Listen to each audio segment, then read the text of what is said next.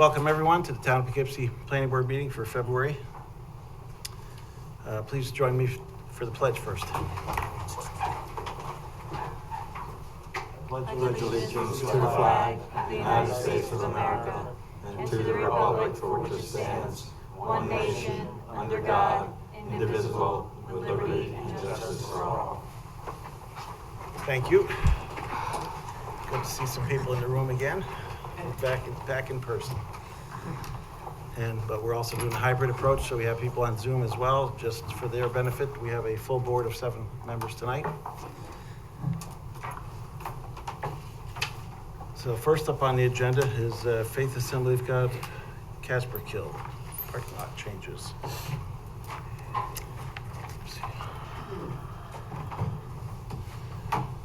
Chris, we asked you last time to go back and take a look at the some more screening and talk to the neighbors perhaps. And let's see what you have to say tonight.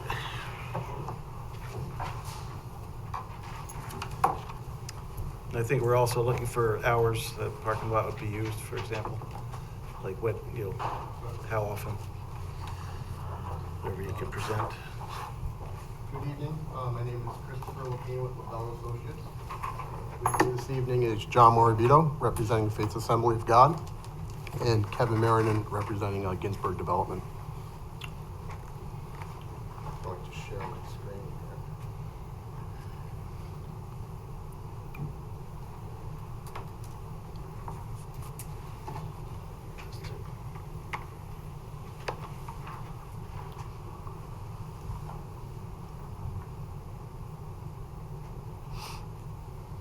It's not letting me share.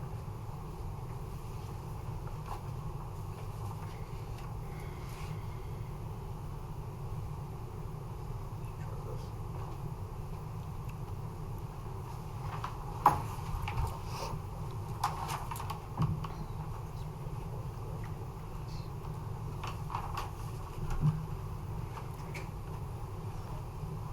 So we were before the board in December, and at which time we had a public hearing, and there were some residents from Kingwood Park who had expressed some concern, particularly about 5 items. They were the drainage, the decision-making process for the proposed parking, the lighting, alternative berm plan, and a demonstration that there is no increase in parking. We were asked by the board at that time, and this was prior to the holidays, to meet with the neighboring residents to discuss their concerns, present them some options as to alternative screening that we're proposing, and to address the other 4 concerns that were raised. We attempted to orchestrate an initial meeting for January 11th. The individuals who were at that last public hearing are those who we reached out to. It was the Katz family, the Tedescos, the Terces, and the Sawyers. So on January 11th, we were able to meet with the Terces family and the Sawyer family. And on the screen, if you can see, they are not necessarily in line with our proposed improvements. They are to the northwest of our existing tennis courts proposed improvements. They're located over here. The Tedescos and Katz family is located over here. This is where the proposed parking lot is being contemplated. So at that last meeting, the board and the neighbors had raised some concern regarding the berm that we had contemplated. Our berm, as we had shared with you, was about 4.5 feet in height, about 50 feet in length, and then decreased down to existing grade, which was flush with the pavement as shown on this plan. And that was about 60 feet. Our intent was to preserve all the existing landscaping that was behind it and minimize the overall disturbance to the site. We also decorated the rear of this in the areas we were disturbing with some spruce trees. We got obviously some feedback following that December meeting. We actually spent an hour in the vestibule with the neighbors, getting some of their input and some more of their concerns as it related to this project. And in regards to the siting, I just want to kind of go over what we shared with them in terms of the siting. We were asked here's some of the locations we were asked. Can you locate the parking where the pool is? The pool is an amenity in which Faith Assembly of God hopes one day to improve upon and raise the funds and rehabilitate it for use by the parish. We were also asked, can we provide some parking further away to the east down in these areas? As you can see, and this is one of the concerns raised by Andy as part of his comments, is you have some steep slopes over there, and there's a concern about erosion. We also shared with them that construction of parking over there would result in walls some in excess of 30 feet in height, which we didn't deem to be economically viable. Yeah, I know it drops off pretty steep there down toward the golf course. Yeah. There was some also mention about some parking in the northwest quadrant here where they have a field. I think that would bring the parking even closer to Kingwood Park, but furthermore, it would defeat the purpose of trying to decrease the length of the walk. Once again, some people are walking over 1,000 feet to get to the sanctuary. And going up such a steep slope over here, these slopes are over 12% as you go from the rear of the maintenance facility up to the sanctuary. We didn't deem that to be a viable location. So the focus was, I think we pretty much convinced everybody that where we've located it is the most ideal in terms of minimizing the disturbance, but also creating an environment where the parishioners have a walk from their cars to the sanctuary somewhere in the anywhere between 50 feet to 300 feet, as opposed to 500 feet to, in some cases, 1,100 feet that they're currently experiencing. They're also, as I indicated in the December meeting, their current parking area down here is a bit excessive in terms of the slope. There is some concerns during the winter, especially for not only for the elderly, but for all people in general, even those families who have children walking with strollers. Yeah, I'm familiar with that parking lot for decades. It does, slope down toward the fields there. They did share with us that there are times when they do offer golf carts during services, but it becomes an interruption as you have a number of people coming in throughout the course of the Mass, because there's only so many golf carts that they have. Their overall desire when they purchased this property in 2012 was to eventually, and if they had the money then they would have presented to you, was to locate parking closer to the sanctuary.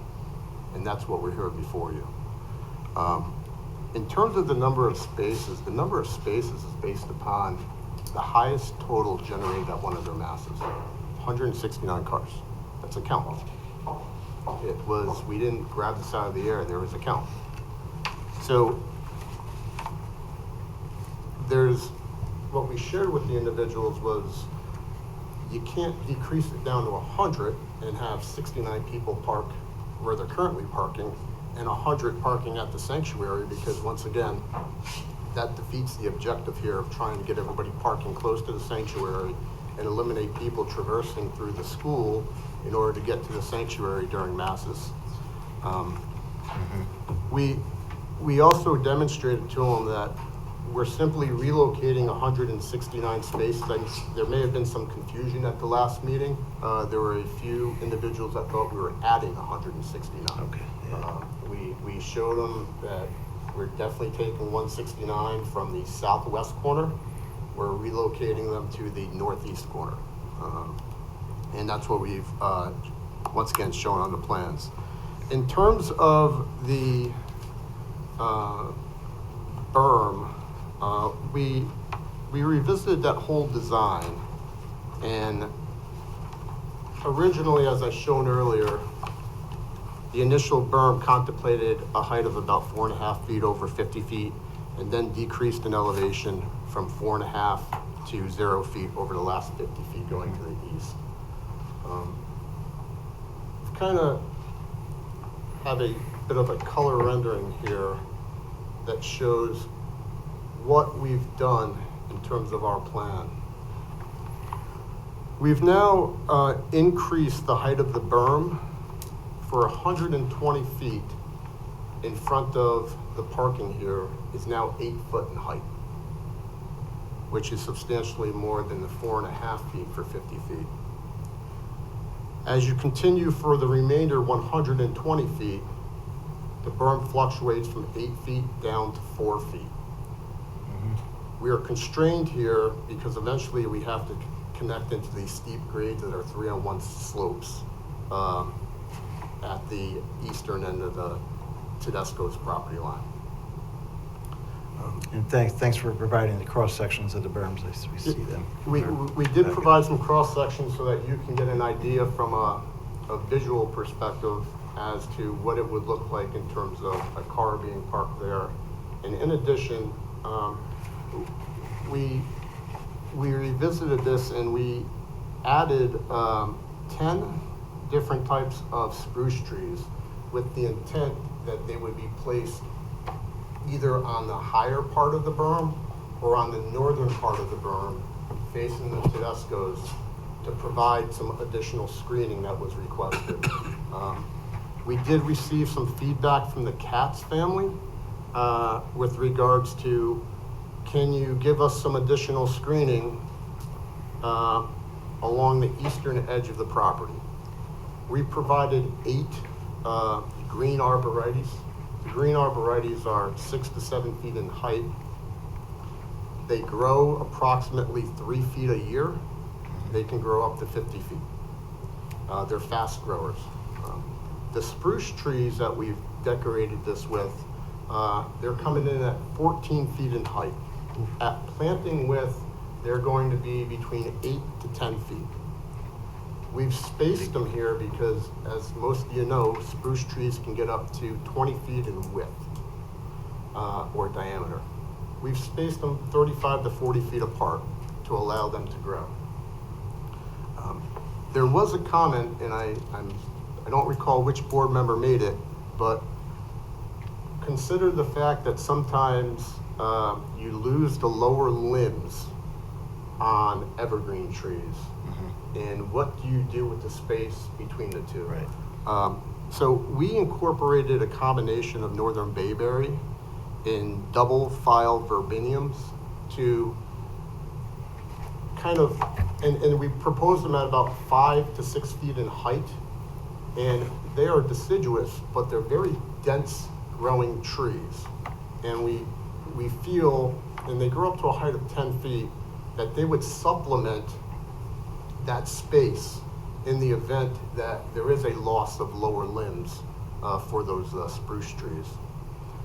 Along the frontage of the property, in terms of where the parking lot abuts the berm, we wanted to reinforce that with a different variety of tree, and we focused on red oaks. And the reason why we focused on red oaks, one is they grow up to 50 or 60 feet in height. But the other, some people think it's a negative, some people think it's a positive, but we looked at this from a positive standpoint. Red oaks hold their leaves during the winter. You know, they're protecting the other buds that are on the tree. So we're giving some variety in color during the fall, but also hoping to give something that further provides the screening during the winter. We didn't want this to be an environment full of evergreen trees. We also discussed all this with all the neighbors. We had the opportunity to discuss this with the Terces and I forgot her other name. I know it was Mary. I have to go back to that. Our Slack says. The Terces and the Sawyers. They were satisfied with everything we did, but the Terces and the Sawyer had one other comment, and it wasn't related to what you see on the screen. They're located, as I indicated, over here. There is a slight break in the vegetative line where they could see some vehicles from their homes. And they also indicated during the winter, they could see the plow truck in the back of the facility. On January 11th, we went to the site with them. We identified the specific location of concern. We incorporated an additional 4 14-foot high spruces in that location. We gave them the choice of what they asked for. And that's shown on our plan set, which is right here. This is the area that they identified they wanted the additional trees. Yeah, it's a big growth of evergreens there already. Correct. But there's a gap, I guess. Okay. So, getting back to the grading plan. So we think we had satisfied them on our January 11th meeting. We did share the outcome of our meeting with the Tedescos and the Katz family. Not only the overview of what we discussed, we gave them samples of the plans that we reviewed with the neighbors. At that time, we asked to perhaps reschedule a meeting that they could attend as they were unable to attend the 11th. We rescheduled for January 18th due to some unforeseen circumstances for both families. They had to cancel that meeting. We then had a meeting on February 2nd at the offices of Richard Cantor, who was at the time representing the Tedesco family. We reviewed the plan that's before you, and there was a desire, as you can see in the letter that the Tedescos and Katz forwarded to you, that their preference was for a 100-foot buffer as opposed to a 55-foot buffer with the landscaping, in addition to the landscaping that we had shown. We had some dialogue in terms of the amount of spaces that would wipe out and would make this unfeasible in terms of meeting the needs of the church in pursuing this project. One of the things we offered at that meeting, and John was very grateful to do this, I'm grateful you offered this, was at Kristen's idea, was the potential to land bank some spaces. There was a balancing act going on because, as they indicated, at their greatest mass, they get 169 cars. So what we came back with was they went and they talked to the pastor, and they would be willing to request that 15 families that go to the highest population mass attend another mass so that they can land bank 15 spaces. The shading area here, we figured, why don't we take the easternmost 15 spaces that are nearest to the Katz and the Tedesco's property. So that's something that we didn't have for you as part of the application that's before you, but we weren't able to meet with them until after the application. Yep. That still stands as an offer from the church, Okay. that they'd be willing to do that. In addition, during that meeting, there was a request for 2 more spruce trees by the Katz family, which we further introduced into the plan here on the northeast corner of the site. We had some back and forth afterwards because there was a concern that we still hadn't achieved their desired screening about some other options. But those options were becoming cost prohibitive. This is an expensive endeavor, and I know the intent of it in terms of serving the purpose to screen the neighboring parcels. But we believe what we've done here is very generous. We not only generous, but we think it's neighborly. The church doesn't have the ability to pursue some other options because of the cost. In continuing to relocate spaces to the east, you're continuing to work against a very steep slope, which involves an import of fill for this particular project. So we're here before you with the plan that you see. There was also a letter that the Tedescos and the Katz circulated to the town. Right, we all got that in our package, just to let you know. And I Looked at that. there was 3 bullet points to that. The project as currently proposed violates the minimum rear yard setback requirement of the code. It's yet to be determined whether the proposed landscaping on the berm provides sufficient buffer from the noise and visual intrusions. And the doctrine of segmentation requires a disclosure of Castleford Hills' intended use of the acquired land. I think I've spoken to item 2 thoroughly in this presentation, but what I'd like to speak to is the setback and segmentation issue. And I have letters that I will present to the board, which summarizes what I'm going to say. And I'm also going to give you guys a copy of the sign-in sheets for the 2 meetings that we had with the neighboring property owners. Yeah. The required minimum yard setback is 55 feet, except that all setbacks, including the rear yard, shall be doubled for all principal non-residential structures. The Tedesco and Katz letter incorrectly identifies the definition of structure. The definition which applies to this regulation is structure, principal, which is defined in section 210-9 as the structure which houses the use permitted under the zoning classification in accordance with the zoning district regulations. In this case, that use is the place of the religious worship. Therefore, the building which houses the religious site shall be set back a minimum of 110 feet.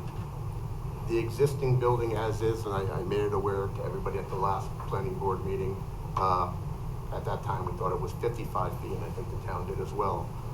It would require a variance because it's an existing non-conformity. It will now require a variance based upon 110 feet as opposed to 55 feet. That's the building. It has nothing to do with the parking.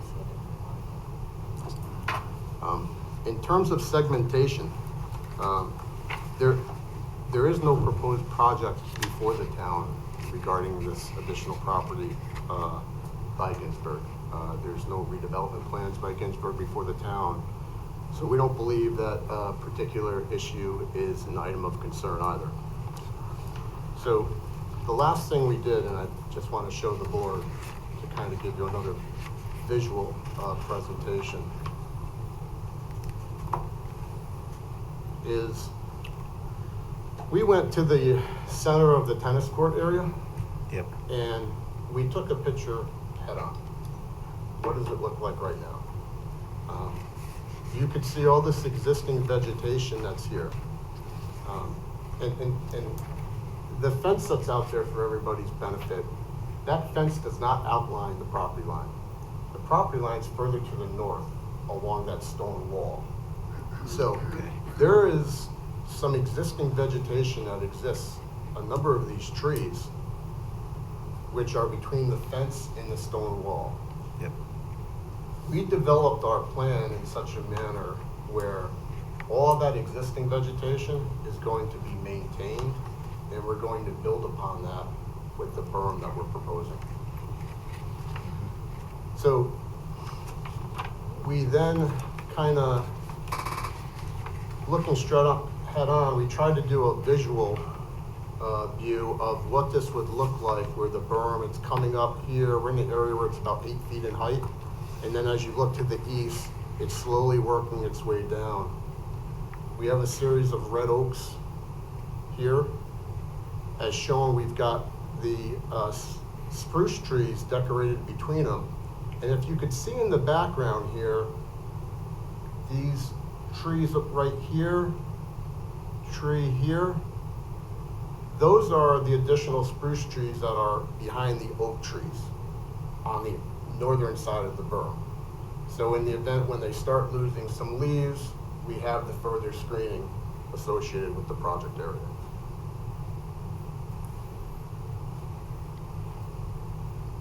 I thought this visual presentation would help give an idea of, from a headlight perspective, from a car perspective, what you're actually looking at in terms of these contemplated improvements.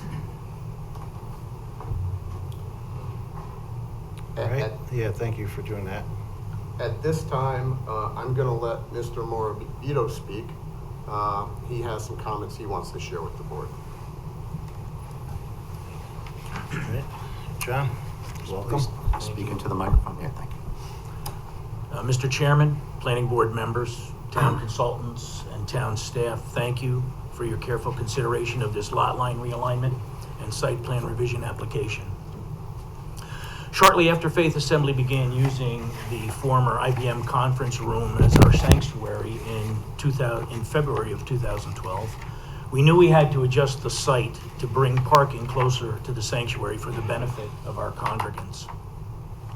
We have always identified the tennis courts as a prime area for parking due to its proximity to the at-grade entrance to the sanctuary and due to its fairly flat topography, which is admittedly hard to come by on this site. We have always endeavored to be a good neighbor, and we can say with a fairly high degree of certainty that there is less noise and overall activity on the site than when IBM was operating the site. The duration of exterior site lighting at night has decreased due to activities that end earlier in the evening. That log cabin that's near the tennis courts is used only as storage and will be demolished as part of the proposed improvements. Used to have some meetings in there. What's that? I used to have some meetings in that cabin. Yeah. Oh, okay. We have not used the tennis courts for tennis. We have additional courts at the southern portion of the site that can be used for tennis. As Chris mentioned, we would have been back before this board with a revised site plan application much sooner had we had the funding. We now have adequate funding in place to complete the project as proposed. We now have a site plan carefully designed and revised by Mr. Chris Lapine of Labella in response to concerns of neighbors. The application, as far as we are aware, requires no variances or relaxation of the town zoning codes. We would like to move ahead to implement the plan. We believe the mitigation proposed, a significantly high berm and 12-foot to 14-foot tall trees and a substantial number of other trees and plantings, is generous and adequate to lessen potential impacts of our proposed lot from Mr. Tedesco's property. The very definition of buffer is to lessen, not totally eliminate, potential impacts to the extent practicable. We believe this plan does just that. We have willingly put forth a good faith effort to try to appease the adjacent neighbors. We respectfully ask this board to make a determination of no significant adverse environmental impacts. Again, we thank you all for your consideration of this application. Thank you, and God bless each one of you. I might also add that it's very difficult to even see the cat's house when you're standing in that field through all of the evergreen trees. I can see what I think is a second floor window on probably a second floor dormer. That's about the only thing that I can see from a couple of different vantage points of that field. Okay. Yeah, I walked around up there a little myself, couldn't see any, other than the old structure right up on the I also wanted to add that I overlooked in my presentation, we did include timers on all the exterior lighting to shut off at the hours of 9 p.m. We also identified within our site plan set when they would typically use the parking lot.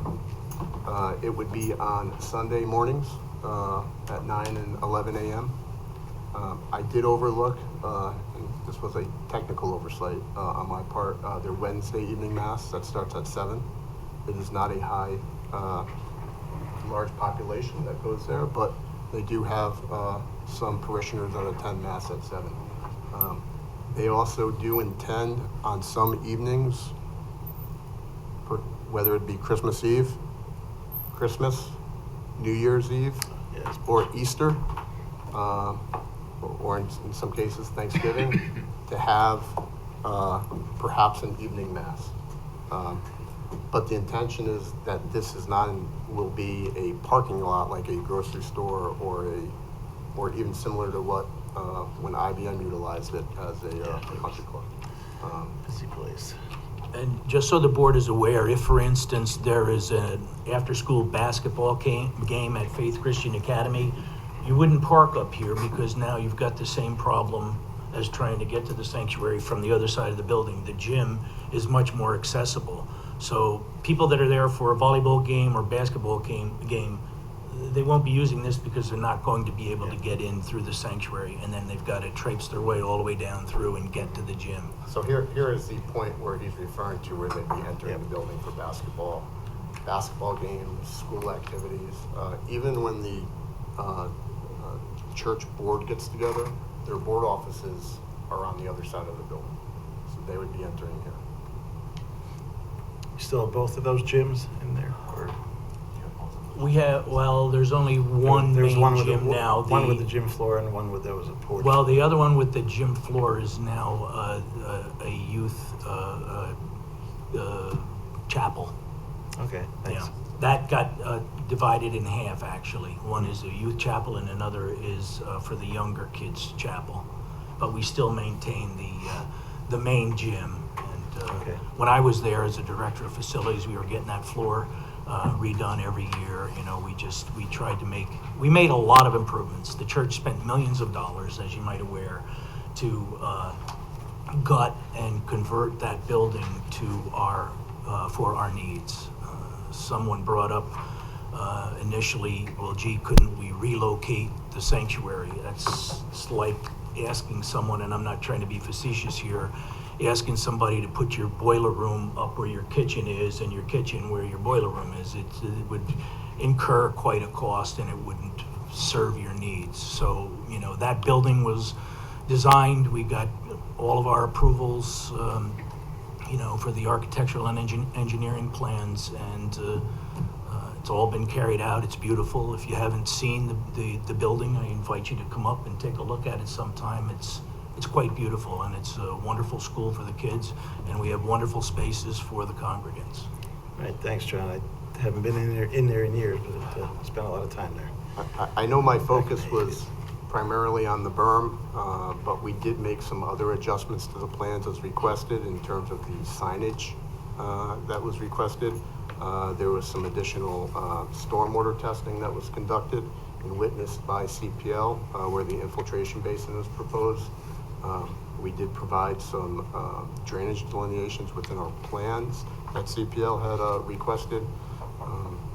And we clarified some issues as it related to guide rails surrounding some parking areas and some further areas for snow removal placement. I know they're minor compared to the berm issue, but I do want you to be made aware that we did address those concerns. And I also had the opportunity to speak with Mr. Learn today regarding two of his drainage concerns. Unfortunately, when we submitted our stormwater pollution prevention plan, the calculations for the 10-year and the 100-year storm for the post-development, they weren't included. But we had them in our November for December submittal, they just didn't somehow make it into this. It was negligible because there was no impact. In terms of the erosion concerns that Mr. Learn shared in his comment letter, I think I can just, and Andy can correct me if I'm wrong, his primary concern was the potential for, as runoff is conveyed to the east here along this our easternmost parking where we have the 24 spaces, there's kind of almost like an existing channel, but it's broader in terms of its width. With the regrading, we're going to be narrowing down the width of the channel, and there is a concern for the potential for erosion within the bottom of this channel. In lieu of erosion control matting, we are going to create a riprap channel in that particular area along this berm.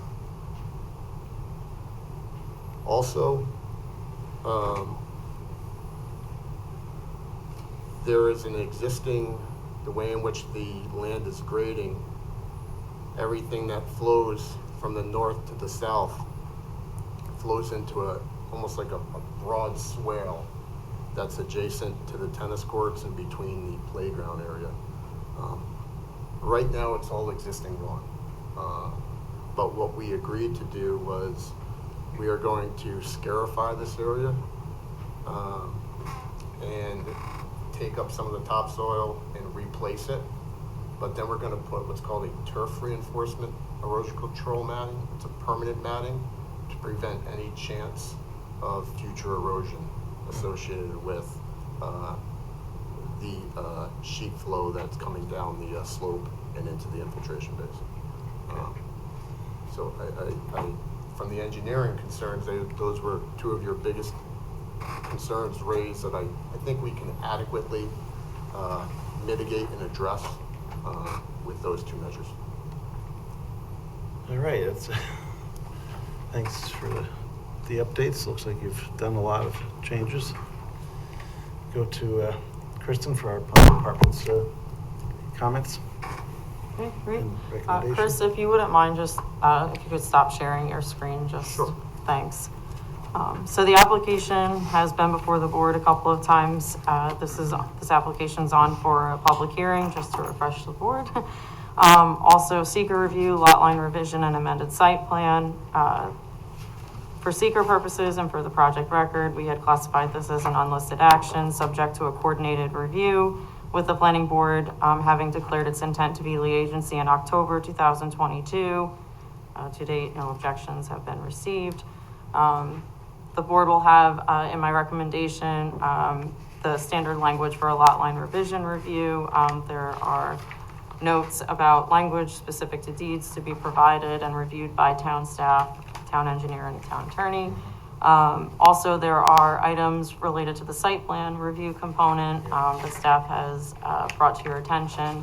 Although a number of them have been addressed, I think there were just a few items we're looking to clean up, things like snow storage, perhaps being relocated, just being conscientious of the fact of all the improvements you're making, in particular in the northeast corner by the residences.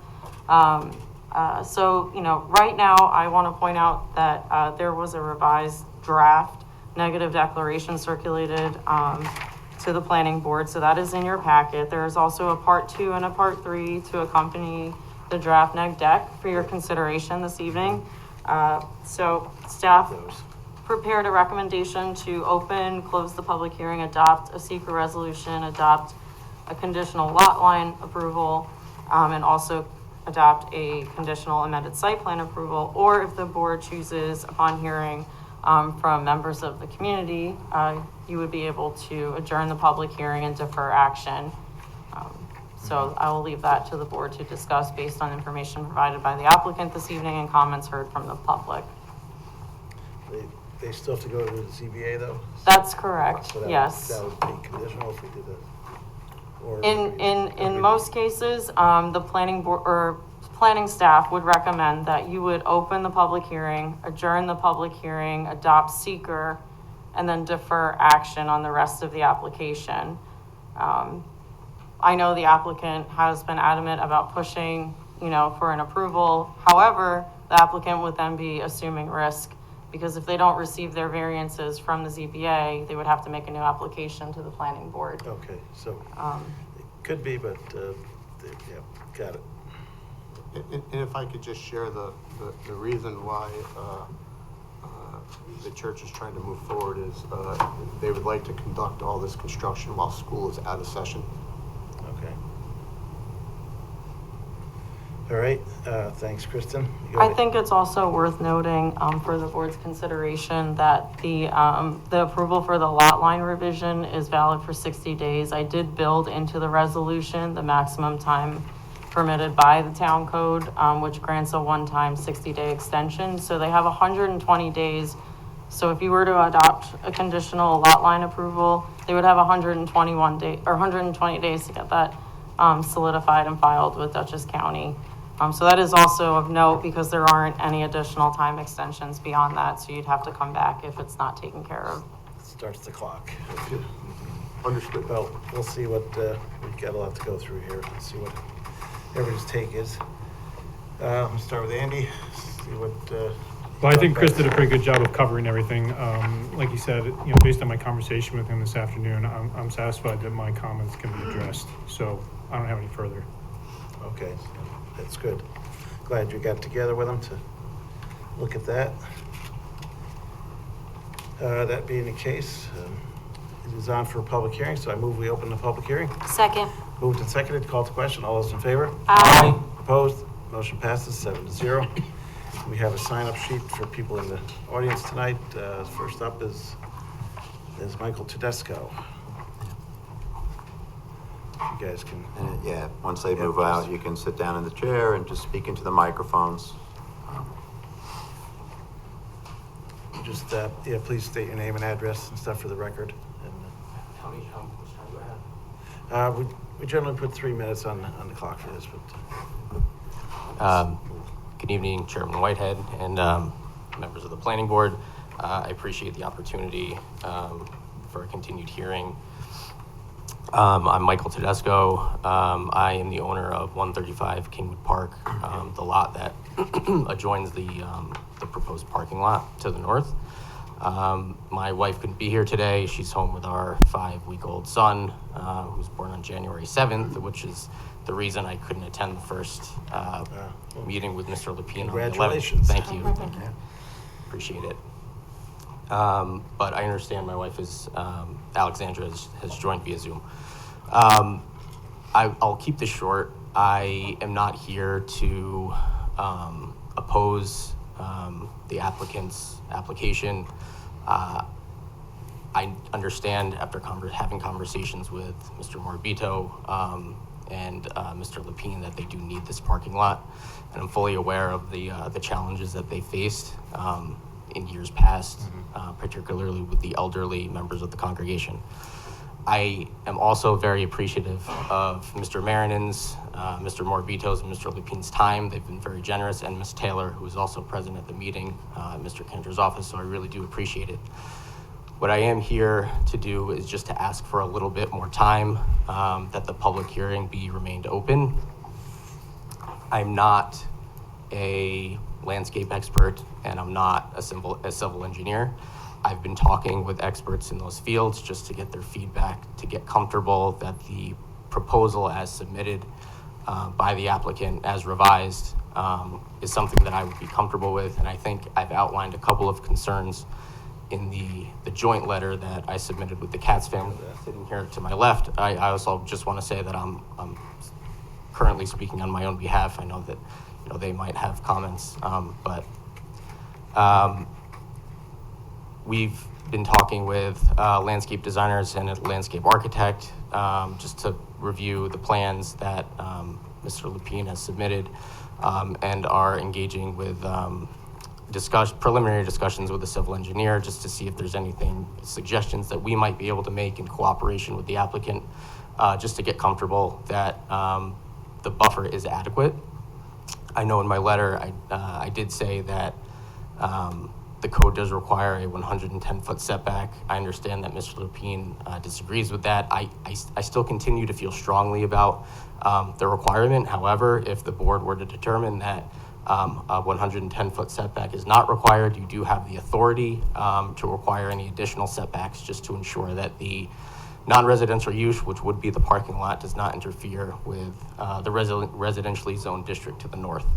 I'm not saying that it needs to be 110 feet. That's not a hard line that I'm drawing.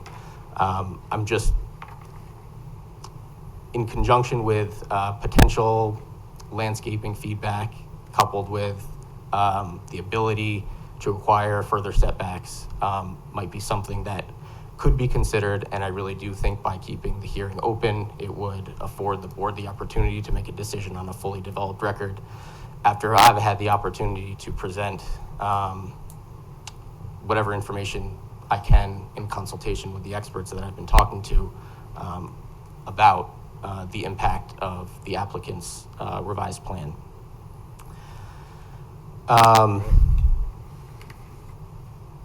The landscaping, I know a lot of the photographs that Ms. Lupine had put up on the screen is from ground level.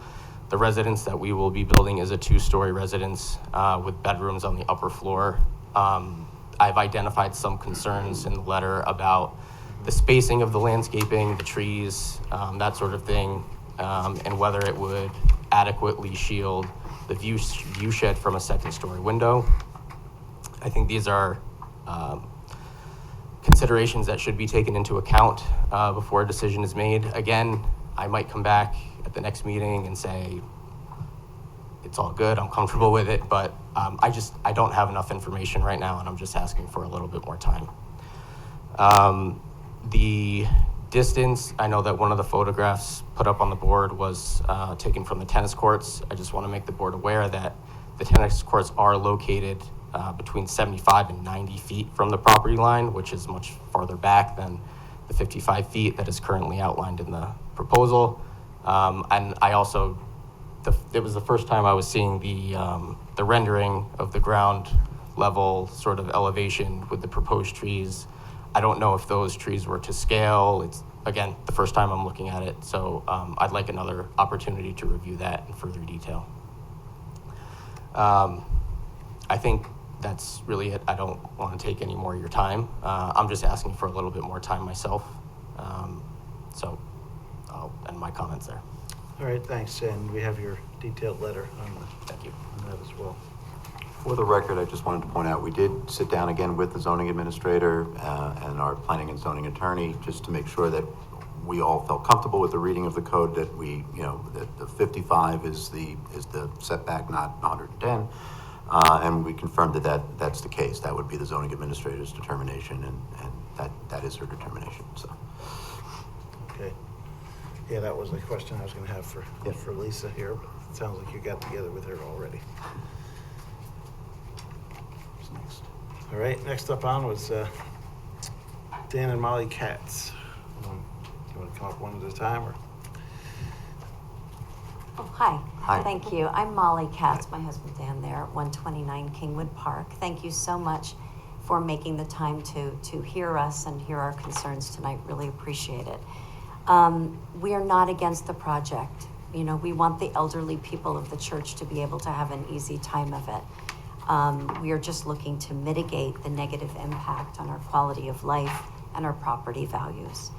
Mike Tedesco and I were able to meet with Mr. Lupine, Morabito, and Mr. Marinan and Ms. Taylor to discuss our concerns. We really appreciate the time and the expense that they've gone to make these changes on our behalf and try to address our concerns.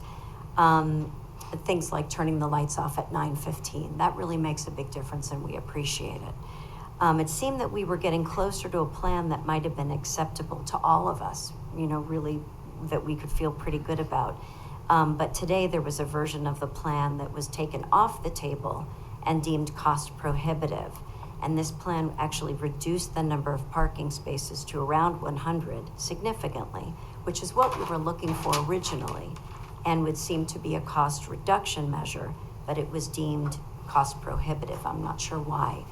I don't think it's a reasonable position for them to take, given the impact this is going to have on the neighborhood. So it's something I'd like to, have the time to continue to speak with them about, because that was a plan that, I would have felt very good about. The other thing that I just want to address, one of the things that have been said, from my back door inside my home, I can see the yellow tent that's on the property.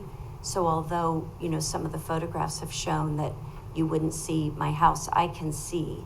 I can submit, I took a photograph, so if that would be helpful, I'm happy to submit it, because I can very clearly see the yellow tent on the property of the, it's a yellow and white striped tent there near the tennis courts, from inside my home on the ground floor, from my family room door. And then lastly, I'll just say, to pose a single question to each of you, given that this is a non-residential use in a residential neighborhood with residential zoning, how would you react if someone wanted to build a parking lot of this size in your backyard? It's really the size. We're not against the project. If there's a way to mitigate the impact by reducing the size of the parking lot, that would be just wonderful. We appreciate the efforts they've made in the landscaping, and it would just be wonderful to continue to be able to speak with them for a little more time. And that's All right. it. Thank you for your comments. Thank you, appreciate it. And Dan, did you want to talk as well? I've learned in life never to follow my children or my wife. Smart man. Same here. So that's great. Thank you.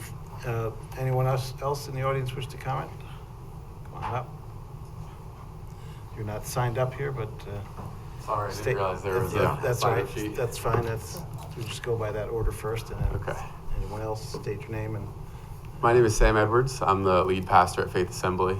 I just wanted to thank everybody for their time here tonight. Certainly appreciate those who have expressed any of the concerns for the project.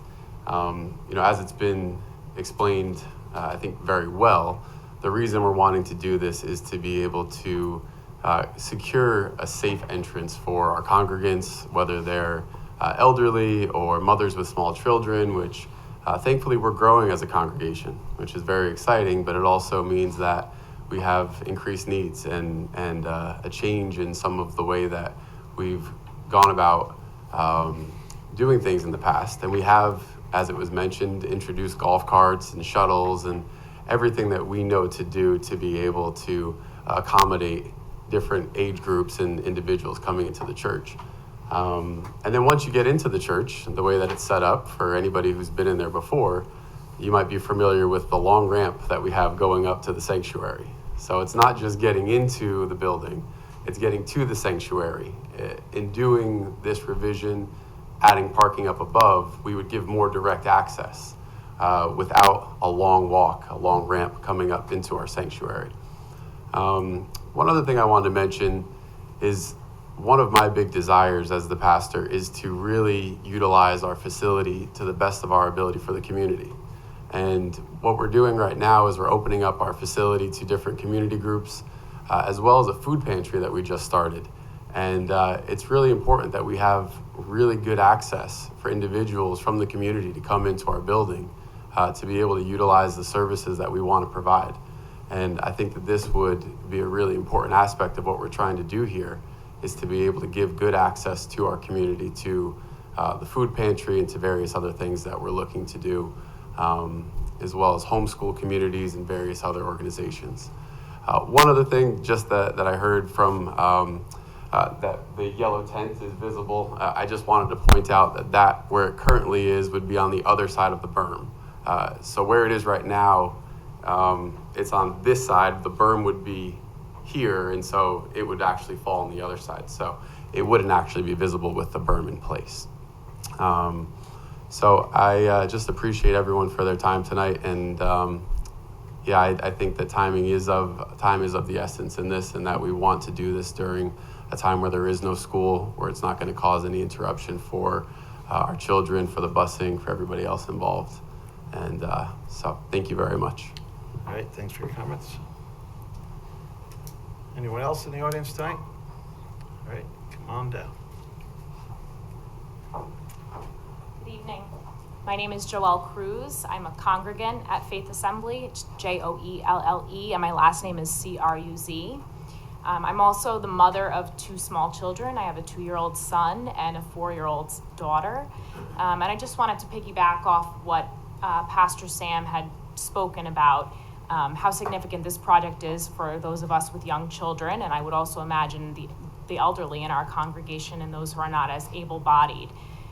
When I arrive for church at the 9 o'clock service on a Sunday, we park in the existing lower lot, and I go up the hill from that lower lot with my 2-year-old and my 4-year-old, usually hand in hand. Sometimes I'll bring the double stroller, but it is a hike. It's definitely a walk, and it's uphill, and it's inconvenient, and it can be a little stressful with my 2-year-old son, who is certainly active.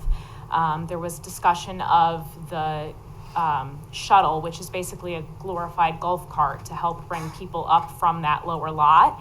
I personally do not utilize the shuttle because of my 2-year-old son and how active he is. I don't feel comfortable with him on the golf cart. So this project is a significant thing in the lives of our congregants at Faith Assembly. And I hoped to share that personal perspective with you as the board. So thank you for your time. Thanks for your comments. Anyone else in the room here? Anyone on Zoom? Well, yeah. Yeah, I'll get to. I was just making sure. Yeah. My name is Dave Markajohn. I'm a pastor at Faith Assembly. And I don't want to say too much. It's just that there's been a large break in the action, but that has always been a very active piece of property. And when IBM was in their heyday, obviously that place was booming.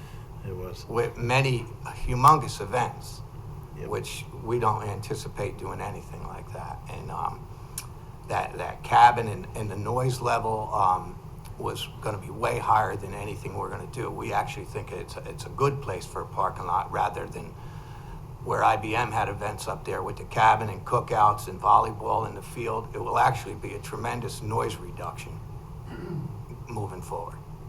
All right, thanks for your comments. Anyone else in the room? And then we'll get to the Zoom in a minute.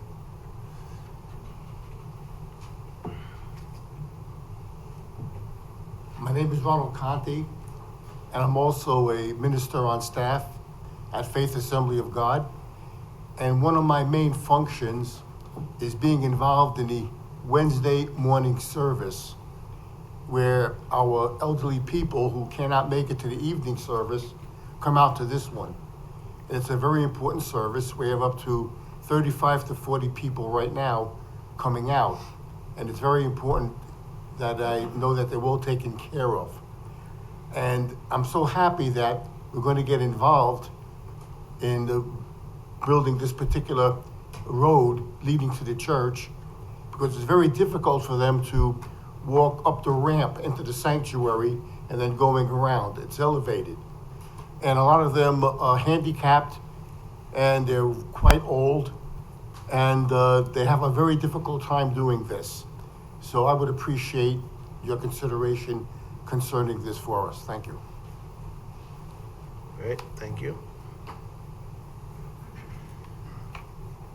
Anyone else in the room here? Oh, got one more.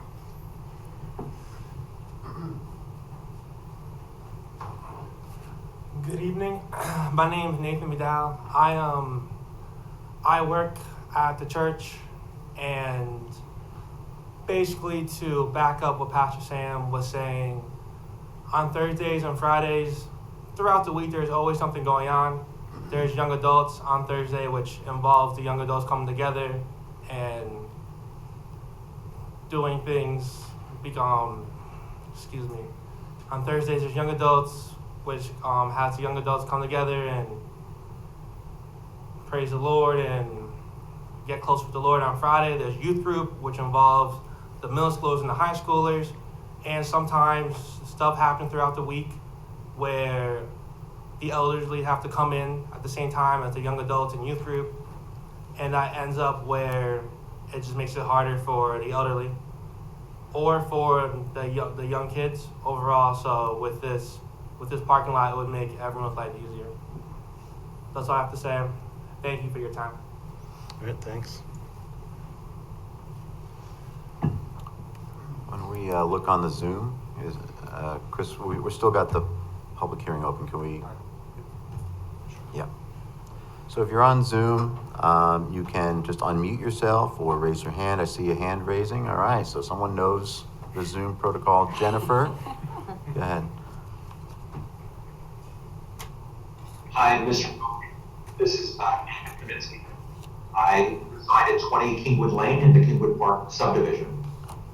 I am not immediately affected by this application, but I feel compelled to speak tonight on behalf of my neighbors. My neighbors, Mr. Tedesco and his wife, and Dan and Molly Katz, asked me to take a look at a site plan that was prepared by the applicants about a week ago that was somehow immediately removed today that I would like to share with you. I think the planning board should see this plan. May I share my screen? Yeah. Again, though, we're asking the comments be kept to about 3 minutes, Dave. So. I will keep it as short as showing you the plan. Okay, go ahead. Yeah. So this is a plan that was put forward by the applicants with the 55-foot setback in their berm. But you will note the modification to the parking plan, which removed all of the parking spaces that were directed directly at these residences. I think the planning board owes it to itself to see this and ask the applicants why this was pulled today. I have nothing more to say. Thank you very much. Okay, thanks, Dave. Yeah. And if you could, thank you. You got it. Anyone else on Zoom or in the room that wishes to comment? Oh. John, hold on. We usually want to make sure we hear from other folks first. Okay. And then, yeah, if that's okay. If Yeah. you're trying to respond to something. Yeah. Anyone on the Zoom? Again, you can unmute yourself or raise your hand. If you're on a phone, just so people know, *6 to unmute.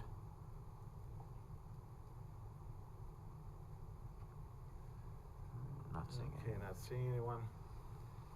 We'll hold open temporarily till we go around, see what the feeling of the board is to whether to close it or not today. Okay. Did you want to get the? I wanted to get an answer from, come on back up for now. I was curious about,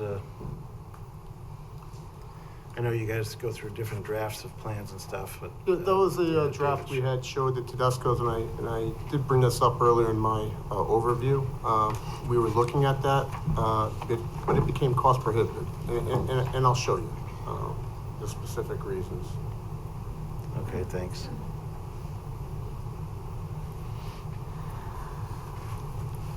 So, from a grading standpoint, you could see the steepness of the slope that we're creating right here. You gotta You're not share. sharing yet. Oh, not sharing.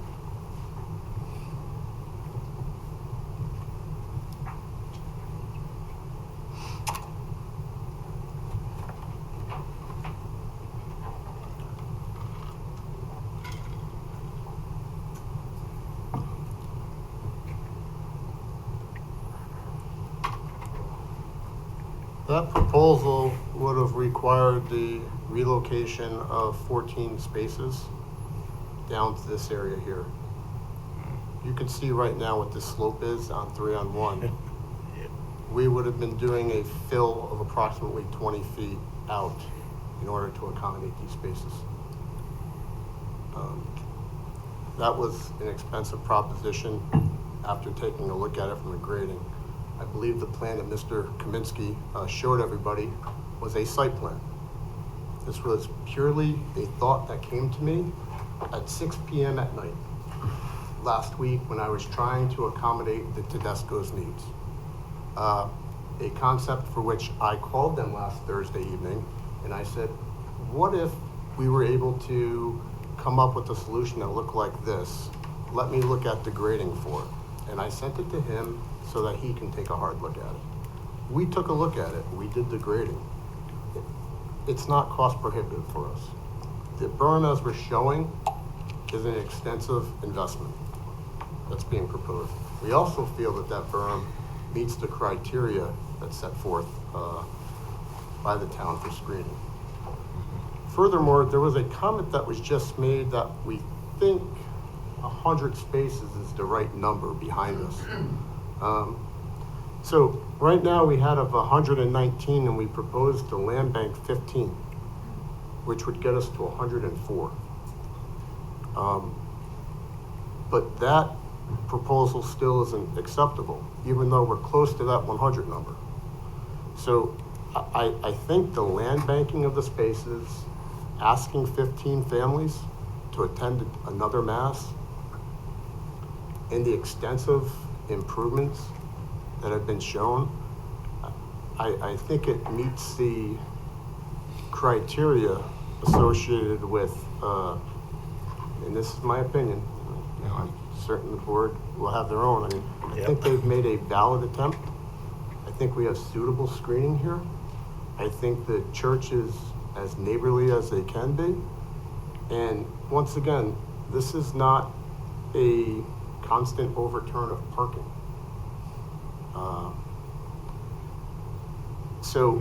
With that being said, and Mr. Kaminsky I would say would know as a developer, you certainly have to look at the economics of a project and whether something's viable. And I do understand the Tedescos are going to be building a house, but I do think we've provided sufficient screening.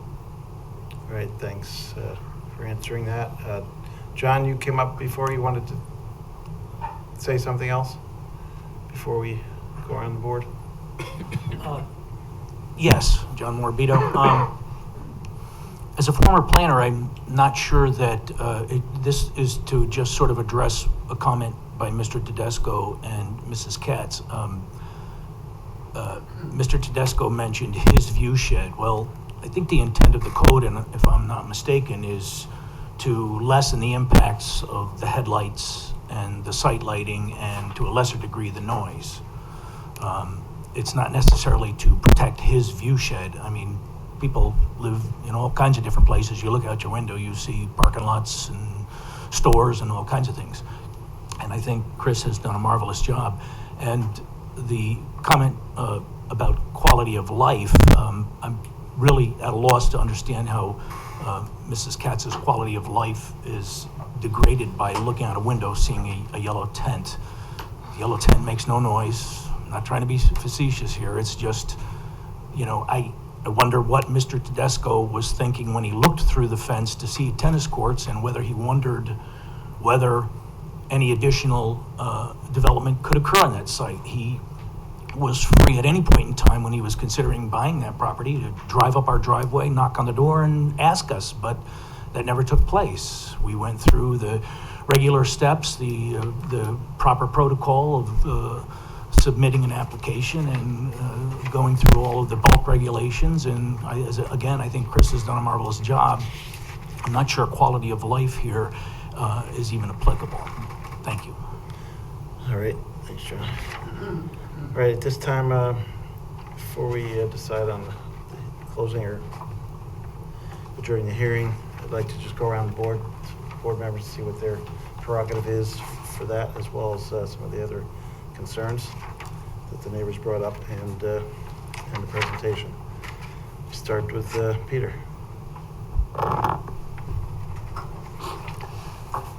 It's always concerning when we get an application where adjacent properties have different zoning designations.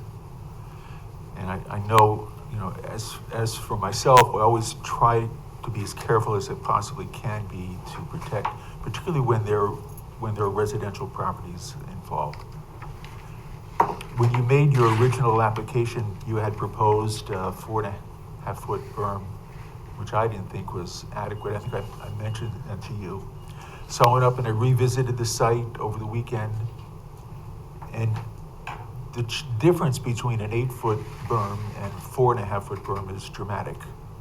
I mean, there's no question about that. And the increasing the length from 50 to 120 feet also is dramatic. I've looked at hundreds of landscaping proposals. And I would have to say that the choices that you've made here, both in the type of plant and the size of the plant, really fit that need, that mitigation requirement. Although, you know, people are concerned about it because you don't know what it's going to look like. But to plant a 14 to 16 foot spruce, you know, is an ambitious endeavor. And I think probably will go a long way to satisfy. I was concerned about Mr. and Mrs. Katz's property, but when I see the plantings that you have proposed there, it really kind of puts my mind at ease. I also walked on North Kingwood Drive, or on Kingwood Drive, and the impacts here generally are minimal, and I think that you made a good faith effort with those neighbors by suggesting to make some additional plantings even for them. Honestly, within the tools that we have that are available, I don't really see what more you could do. I am concerned about, and I think there's something that we'll have to address here, is to bring, though they have already been addressed, and again, that's the definition of structure. You know, is parking lot a structure? I think we're going to need something there. And also the question that came up about the segmentation, I think is going to have to be addressed, just so that we, even though there might not be an issue, but it's still something I think that we should address because it's been brought up. Would you like Lisa, if she's on? Yeah, if she, for she sure. could- yeah. Absolutely. Yep. Lisa, could you chime in there on both of those issues? Sure. So the definition of structure is in the code as it is, and it specifically includes parking lot. So I don't think there's really any debate or discussion on whether a parking lot is a structure. I do agree, though, with the conclusion that it is not a principal structure and therefore doesn't require double the setback. As to the segmentation issue, it's segmentation if there are known plans for the future development that aren't disclosed, but it's absolutely not segmentation if there are no present plans or even only speculative present plans. Easy for me to say. So what we have, I believe we'll be submitting for the record, is that there are no, Casper Kill does not have current plans for that. And if they don't have any, they can't tell us what they are yet. And even if they're, you know, banding about internally some potential ideas for that, that doesn't rise to the level of a sufficient level of detail that it would be segmentation from this, for this purpose. Okay, thank you, Lisa, for clarifying. You satisfied with that, Peter? Yes. Ben, any comments? Yeah, a lot was taken into consideration by the applicant, and a lot of changes were made, and I appreciate all that. There were a few things you said left off in this packet. I don't know if they're important enough for us to defer this, and the staff could handle it. I don't know about anyone else in Zoom land, but I'm getting nothing but static from the meeting room at the moment. The microphones just went completely static, and we can't hear anything. Lisa, do you hear us better now? That's very Try strange. this. All right. How about now, Lisa? No better? Tried resetting.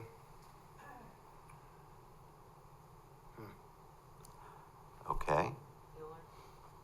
Did you pay the bill? Yeah, I ran out of time on that free account.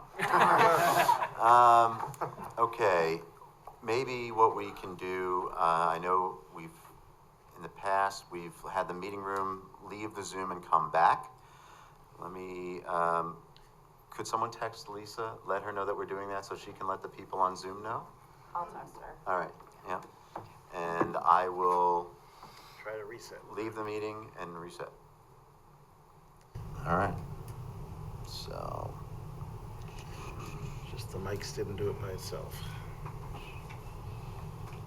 all right, I'm going to assign the meeting to Lisa. And I'm going to go back in. Sorry, folks. Bear with us. It's great that we're able to do this hybrid approach and have more people participate, but it comes with some Occasional technical flaws. technical flaws, 7329. Or as they say, stand by, we are experiencing technical difficulties. Passcode. Lisa's talking, but I don't think she realized we're not hearing her. Text her. What are you from? Recording in progress. Okay, I believe we're back. Lisa, do you hear us now? Please tell me yes. That's not I think good. you might be muted, Mike. Oh, am I? Oh, great. It does that now. I forgot. Thank you. How's this now? Now you hear us. All right. Good. All right, we're back on. Ben, to answer that question, in terms of new materials, the only new material that I brought with me this evening, I did show you that colored plan, but all I did was render what was submitted to you. I did this afternoon create kind of a visual perspective that I did share with you. That was the only thing that was new, just to give everybody a sense, because I kind of felt from the comments that people needed to get a sense of seeing something there in terms of the berm and as it relates to the parking. Right. That was the only new thing out of everything that I shared. Except you said something about for Andy with drainages, something? Yeah, these were his comments that were made in his letter, and I just kind of reviewed them. That one is just, we have erosion control matting in the channel. We're going to switch that to riprap. And the other one is it's an existing drainage swale that's currently there. We're going to add some erosion control matting to that now. Personally, I don't think they're significant, but they would address the concerns that were in Andy's letter, just switching one to the other. You're okay? Yeah. All right. Great. Yeah, and the last appearance before us, you hadn't had a meeting with the neighbors and the residents. And I'm glad that you did that. I think it cleared up a lot in their minds that they didn't understand what was going on. That helped, and you really did a lot of work, made a lot of improvements. A couple of them talked about what they see from their property, and John talked about what he sees from the tennis courts or the future parking lot looking at their property. We had another project with Central Hudson that neighbors had the same sort of concern. I don't know if you would invite the applicant to go to your property to see what you see from your perspective. Do you think that's okay? Yeah, I have an idea of what they're going to see from their perspective, but If it makes them feel better. I believe we've really put forth a concerted effort amongst our team and with the neighbors to address their concerns. And not to be contentious, there's a cost, and you know we've reached our limit as to how much more we can do. The one thing, as I indicated earlier, I heard the sweet spot of 100 parking spaces.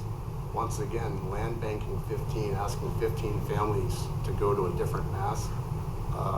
I think that's a compromise. We're there, like 104 versus 100. And I understand that. I understand you need them all. Yeah. And it's not going to be forever. I mean, most of your services are in the morning, just one at night, and it's a short service, so it doesn't really have a big impact, I don't think. But I think you did a great job. That's it. All right, thanks, Ben. We go to Steve. Chris, my just one question is, when I look at the total spaces up above the 119 and the 26, which is roughly 145, which are closer to the building, the comments you made, is it today's population that requires that much, or is there a projection of a future growth? Right now, there's 169 at the top mass that was reused as the basis for cars that were out there. So that was the number we worked off of. Okay, so even the ones in the lower section, even though they're quite a ways from the building, that's still a better walk than the other side of the building? Absolutely. Okay. Absolutely. And that 169 is based on current demand, not a future look? Correct. Okay. And what we're asking is some parishioners to attend a different mass. So that we can land bank those 15 other spaces. All right, anything else? No other comments. Joan? Will the size of the plantings be noted on the site plan, if they're not already? They are noted on there. And how long do you think the project is gonna last? How long is it gonna take? They would like to construct it during the summer. Summer? They would like to have it completed before school begins in September. Yeah, and just one thing that I'm struggling with, I don't know if there's any solutions, is I understand that this is a church use, so it's relatively low in intensity, but the parking spaces are gonna go in, and there's no guarantee that this church will always be there. You know, down the road, it could become a different use with a higher intensity. And then, you know, you've got these neighbors who thought the church use was okay, but now, and this is very speculative, but I mean, that's sort of something that I wrestle with in situations like this, because it's not as if this is always guaranteed to be this type of use, but we're putting this parking in, kind of thinking, oh, it's okay, because it's a church use, it's not too active. Understood. Once again, though, this isn't a residential district, so the opportunities for future uses are limited. We're not going to see multifamily here. Could you see a country club again? You could, because that's a permitted use. Are we doing anything that's non-conforming in terms of where the parking is located? No.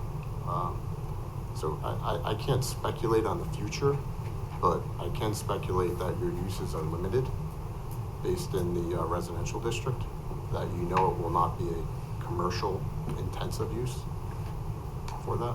Okay, all right, thank you, I appreciate that. And I think that's why we're including this significant buffer in the event something of that nature was to take place, which I don't think is going to happen. But. All right.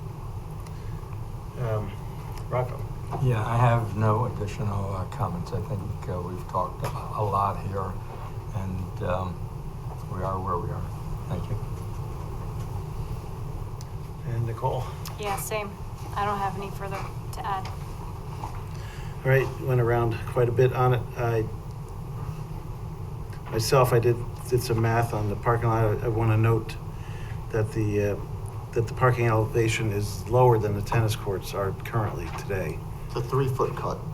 3 foot on the one corner all the way down to 7 foot less. So the top of the berm is going to be 246 feet, and the parking lot runs between 230 to 237 feet.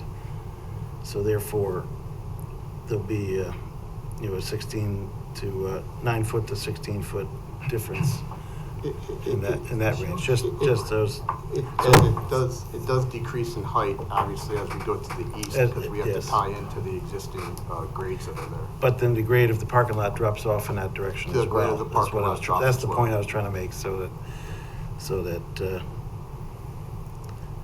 the berm in my mind does seem sufficient, that you've taken that 4 foot berm and raised it up to 8 to 9 feet, plus all the landscaping on top of it. And the lighting, there was a concern, but you said there's lights off at 9. And what else did I have?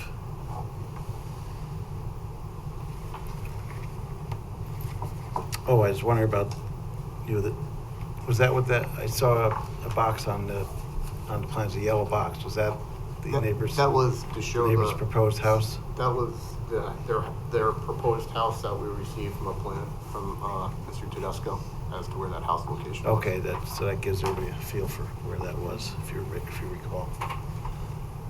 Could you just bring that up again, just for clarification?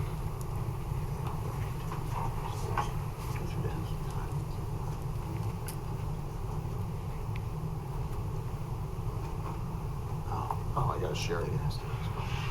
Oh, sorry. And I remember when I was up there, it kind of drops off a little bit toward their property as well. It does. This gets back to the point that we explained to the neighbors in terms of the drainage. When you get up to the stone wall, everything flows to the north. Except there are some little bit of the cat's property that does flow onto our property, but nothing significant. So, Okay. let's decrease that a little bit. So from the corner, do you have a measurement from their house, proposed house location to the parking lot at this point? I can grab that. Because I think the It's not a scalable PDF that I have setback, with I me, guess, but- was from the property line. Just curious.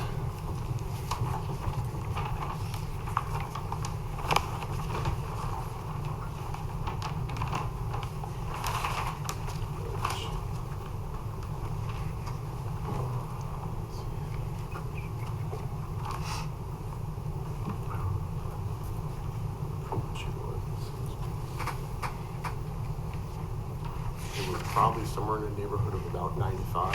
I don't have a scalable PDF with me. Okay, I'm trying okay, to so approximate. So that's close to the 95 to 100 feet, okay. Thanks, Chris. At this point, I think we've satisfied all the concerns for seeker determination. So I move that we close the public hearing. Second. I just want to advise, so are you looking to move forward with a conditional approval? Or does the board feel that they need to see additional information before they make that determination? Or do you feel staff would be reviewing? I mean, you would have to review the 15 spaces. Yeah, It's land banked. Is that something that the board would entertain? You know, it's something we offered, but obviously we would have to get the permission of the board. Land banking those 15 spaces. We tend to favor land banking in the sense that if we can have less pavement, we would prefer to have less pavement. And if there's a demonstrated need for the spaces in the future, I mean, they'll be designed in the site plan anyway. Right. But we would then, They'd have to come back to the board. Yeah, since you made that And one of the offer. other advantages I failed to mention is that would be one less light that would be erected, because there's one light over there for 15 of those spaces. So, The other thing, sorry then, the board should consider in determining whether to close the public hearing is there are variances needed. So if you're going to grant conditional, then obviously you would close the public hearing. If alternately, you could do the seeker and then the applicant would go to the ZBA and come back for a final plan approval. But that's up to the board. Yeah, we may want to do that. I think so. Yeah, because it's, yeah, I suspected we had to come back, we had to get our variances first. right, And then right. come back for That's- site plan I forgot approval. about the, even though there's no variances for the current project. Correct. It's There's existing it's an nonconformities existing on the site. nonconforming Right. that you had to address. So in that case, The variances that were identified basically are two, related to they're really a result of the lot line revision, right? Because the lot gets smaller, the lot coverage and the impervious surface numbers go up, slightly. There are already existing nonconformities. Right, but those were the variances that the zoning administrator identified, and then there's an existing nonconformity with the sign, which would be looked at the same time. In the rear yard setback, No rear yard setback. we wouldn't need variance for the existing non-conformity. No, the building is an existing non-conforming, and that does not need, because that's not changing. The building is not expanding. Correct. Right, so she determined that that would not be a variance. Gotcha. okay, yep. Just relaying what we went through with this at Yeah, length today. I'm glad Make you, sure we glad clarified you, it. glad you went and- back and revisited that Yeah. because it was an So open there are question. variances, and I think the approach actually, if the board agreed, would be to adjourn the public hearing, let them go to the ZBA. The ZBA actually meets next month before the planning board, so it would be conceivable that they could come back next month if they were ready to. which I assume they're gonna say that they would like to, and so I would adjourn the public hearing to next month's March, planning yeah. board. Would we have to resubmit in order to get on the agenda for next month? Well, you should have a comments, response to comments to us. Oh, and you run into the deadline issue. That's a problem, right? Exactly. So April would be when you So come we back. would, yeah, our intent would be to submit in March for April. For but April, I'm okay. Still trying to understand in terms of keeping the public hearing adjourned. Yeah. What is the benefit of that? Because usually when the board wants to keep it, the option of taking additional comments if they want to. We usually do that just, even after seeker to make sure before the final conditional approval. I thought I just heard everybody was in favor of closing the public hearing. No, we weren't, we were going around to see, everybody's in favor of seeker, of moving forward to seeker, from what I gather, so.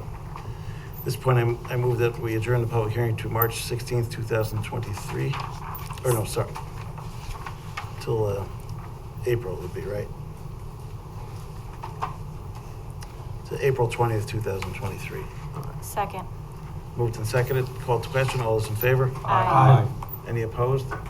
Motion passes 7-0. Go So ahead we with- deferring? Go ahead with seeker. Okay. I move the planning board hereby determine that the Faith Assembly Casper Kill lot line revision and amended site plan would not have a significant adverse impact on the environment, and that no environmental impact statement will be required for the reasons set forth in the seeker negative declaration for an unlisted action dated February 16, 2023. Moved and seconded for seeker, called to question, all those in favor? Aye. Opposed? Motion passes 7-0. Move the planning board defer action on this application and direct the applicant to respond to comments in the writing of the planning board and those received from town departments and agencies included but not limited to 1 through 9. And I would add 10 comments from the planning board tonight to include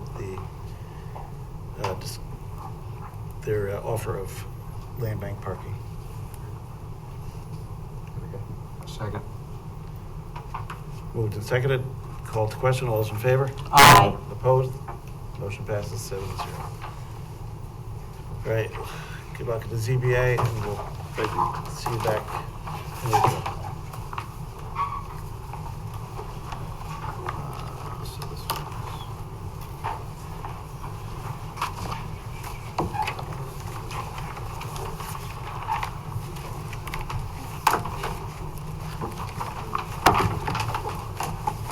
We've got a couple of adjournments. Next up is 8 Tucker Drive. I move that the planning board adjourn the public hearing to March 16, 2023. Second. Moved and seconded, called to question, all those in favor? Aye. Opposed? Motion passes 7-0. Next up, 76 Ireland Drive Extension. I move the planning board adjourn the public hearing to March 16, 2023. Second. Moved and seconded, called to question, all those in favor? Aye. Opposed? Motion passes 7-0. Next up is All Space Self-Storage Facility Expansion. I move the planning board adjourn the public hearing to March 16, 2023. Second. Moved and seconded, called to question, all those in favor? Aye. Opposed? Motion passes 7-0. And next up is BP4 Westerly House. I move the planning board adjourn the public hearing to March 16, 2023. Second. Moved and seconded, called to question, all those in favor? Aye. Opposed? Motion passes 7-0. At this point, I move we allow public comment on other items on tonight's agenda and ask that you limit those comments to no more than 3 minutes. Can we hear a second? Second. Moved and seconded, called to question, all those in favor? Aye. Opposed? Aye. Opposed? Motion passes 7-0. Does anyone wish to comment on any other items on tonight's agenda, either in the room or on Zoom? You can raise your hand with Zoom or wave frantically. Seeing none, I move we resume the meeting. Second. Moved and seconded, called to question, all those in favor? Aye. Opposed? Motion passes 7-0. Next up is Washco Car Wash application. Who's here to represent that tonight?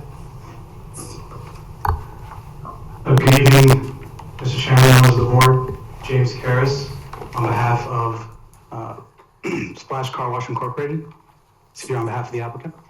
With me this evening is Glenn Sheely from Washco. How are you this evening? Hi. All right. Give a presentation of what you're going to do here. Yes, we'll Here, share if my you wanna share your screen.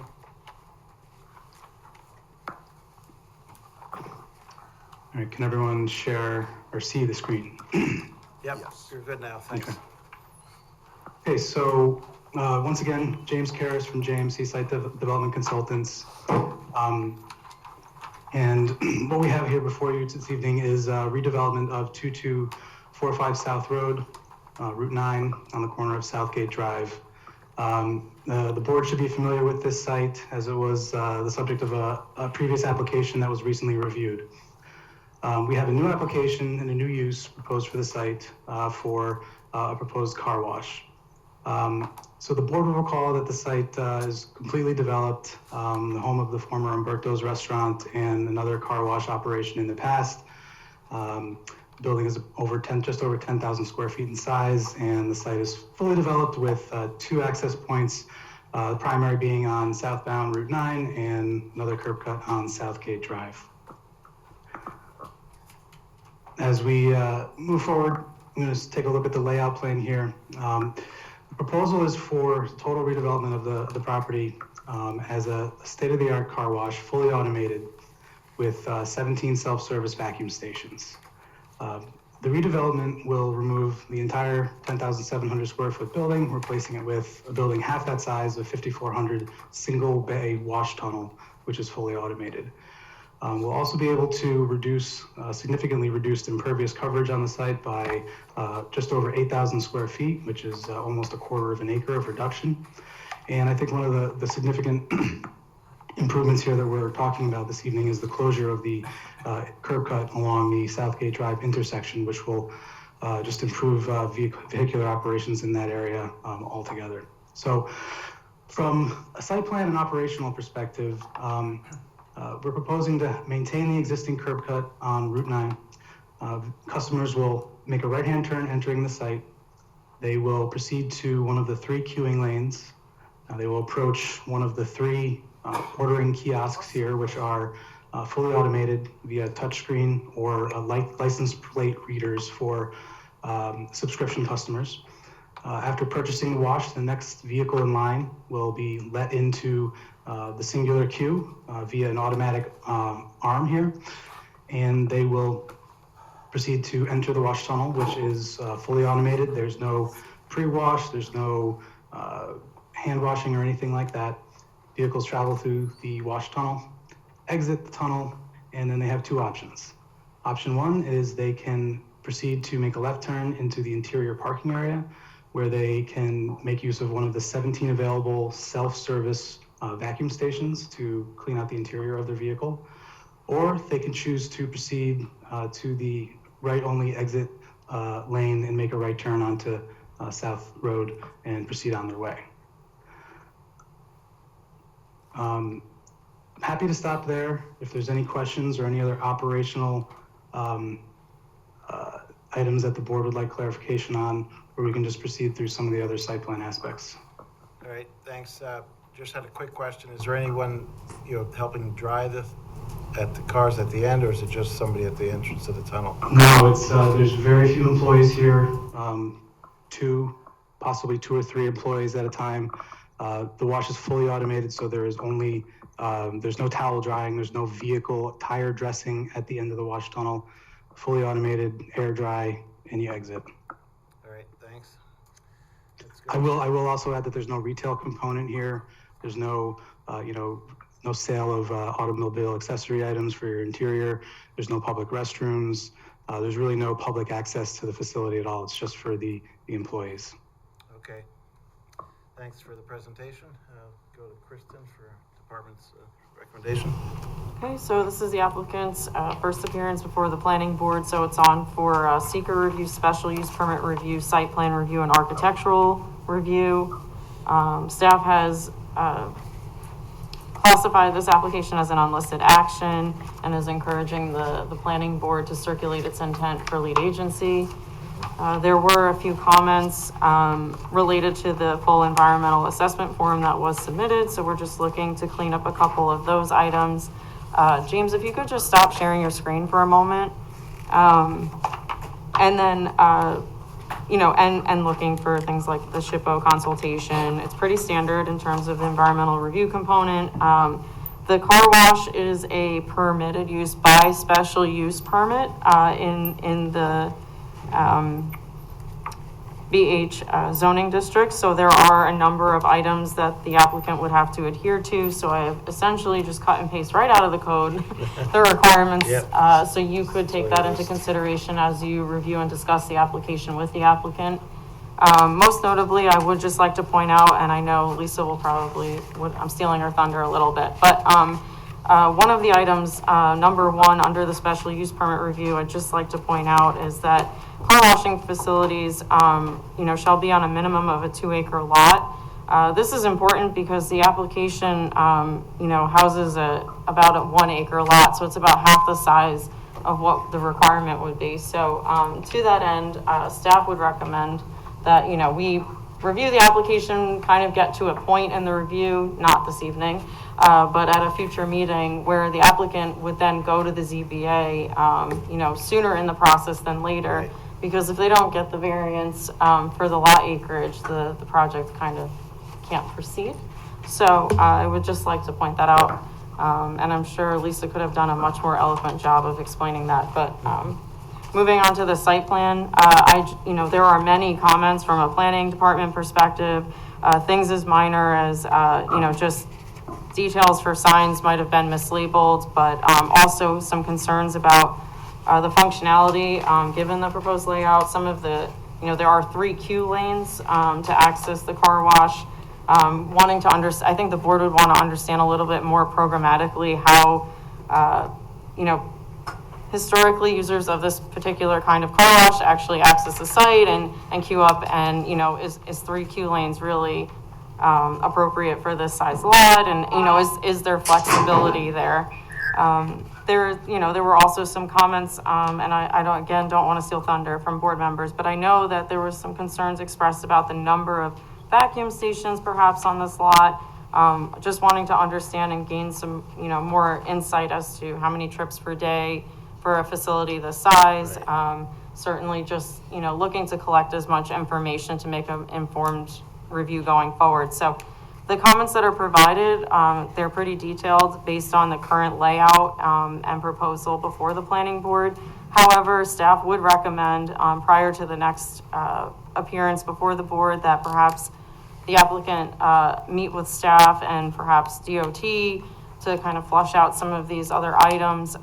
In particular, there's, you know, a turning template that demonstrates access to the site from the middle or left lane on Route 9 into the site, or vice versa, leaving the property. So those are items that we're, of course, paying attention to. And without further delay, yeah, I'll, you know, pass the baton here. We do have AKRF on as our traffic engineer reviewing this project. I think Alex is on. And also, obviously, Andy with CPL for site civil review of the project. So All right. I would just say that, you know, we're encouraging the seeker, lead agency intent circulation, and then deferring action with comments. Thanks, Kristen. And we'll have to talk about those 3 lanes, but I will mention that I was down in the Middletown area, so I did visit their facility there, and they had 3 lanes coming in, which was very useful because they had a lot of cars coming in that got them off the road quicker. And it just opened the gates one at a time, so it worked pretty efficiently. Carl was doing his homework. My car was dirty, what can I say? His car was dirty. You visit some of these sites and you get the car muddy. Let me go to Andy for, I'm sure there's some water use issues and other things on this site and stormwater. Yeah, so I'll start with my standard. You know, although the site is just less than an acre, the total area of disturbance is shown to be 0.98 acres. The way that the Speedies permit reads is 1 acre of disturbance. So the way that we've interpreted that in the past and every project that we've reviewed for quite some time is that if you reach 0.95 acres of disturbance, a SWIP and species permit coverage is required. That being said, with the amount of reduction in impervious surfaces that's being proposed, I don't think they'll have much trouble satisfying the requirements of the species permit and the SWIP. We just need that report submitted as part of the application. One of the other things that I know, I think we need some more information about the noise that's going to be generated by the vacuum system. I see that it's a central system, not individual vacuums, but I think we should have information on how noise can be attenuated and what's generated by that system. Probably my biggest concern is traffic circulation, and I won't get into it too much because AKRF is on the phone, but the turning movements in and out of the facility from the center lane, and the ability to exit the facility without interfering with ongoing traffic is a concern. But also circulation through the site and how that's going to work for fire emergency response, particularly going around the southwest corner of the building that seems to be very tight. So I'd like to see if we can make some changes to make that work a little better. All right, thanks, Andy. It just reminds me, I want to ask the applicant before we just go further into that. Obviously this isn't for washing trucks, it's just for cars. But what? Yes, sir. But you must have delivery of supplies and stuff. So what is the maximum size of these trucks that come in? We actually, everything that we get is, we don't get drums anymore.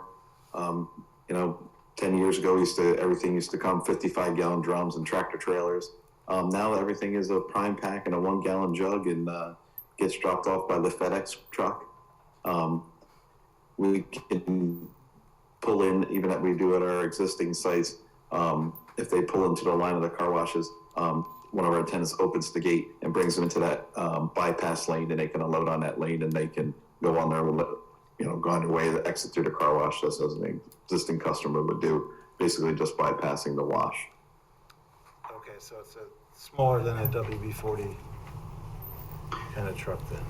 Yes, the two vehicle turning templates that were used, the SU-30 was meant to replicate a refuse vehicle, a garbage truck, and the WB-40 was recommended by, I believe, the fire department to show worst case scenario articulating vehicle circulating throughout the site, which we provided. Okay, just wanted to clarify what types of trucks and how often they'd be coming in. Mm-hmm. All right, let me go to Alex then, at AKRF. Hi, good evening, everyone. Is my sound okay? Can everyone hear me okay? Yes. Okay, great. So Kristen has already touched upon most of the major issues that were identified in our review, during our review. So I'd just like to go through them in category sequence, just to kind of give everyone an overview. So our first comment was regarding the parking schedule that was provided on the site plan.